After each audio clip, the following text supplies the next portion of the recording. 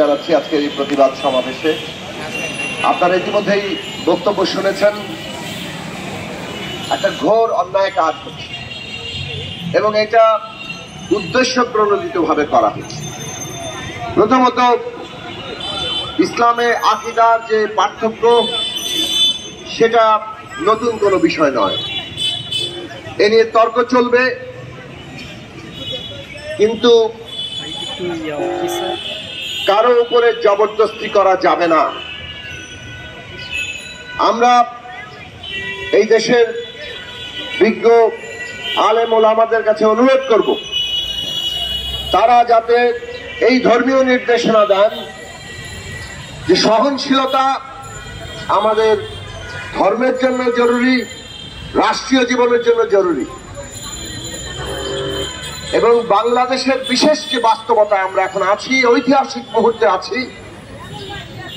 আমাদের দেশের ছাত্র শ্রমিক জনতা একটা গণ অভ্যুত্থান সৃষ্টি করেছে।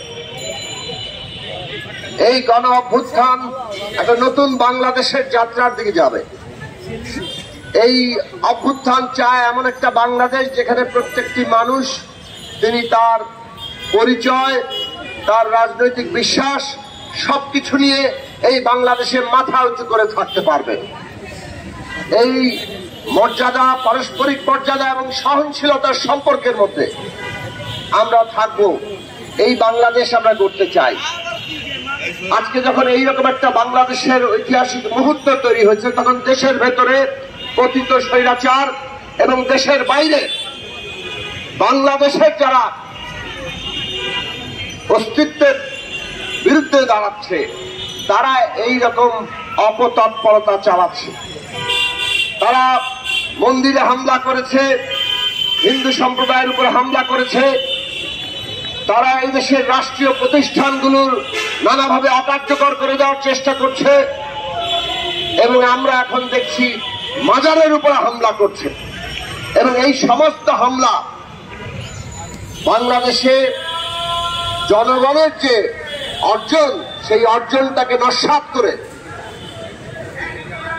বাংলাদেশকে অস্থিতিশীল করে রাখার এবং সেই অস্থিতিশীলতার সুযোগ নিয়ে এই অভ্যুত্থান ব্যর্থ হয়ে গেছে, এইরকম একটি অবস্থা তৈরি করার চেষ্টা। কাজেই আমরা আবারও সবাইকে আহ্বান জানাবো যে বাংলাদেশের অর্জনটাকে আমাদের রক্ষা করতে হবে। এই দেশে কোনো মত পথ, ধর্মবিশ্বাস, কোনো কিছুর উপরে কেউ জবরদস্তি কোনো আক্রমণ করতে পারবেন না। এবং আমরা সরকারের কাছে বলবো, প্রত্যেক প্রশাসনের লোককে জবাবদিহিতা করতে হবে।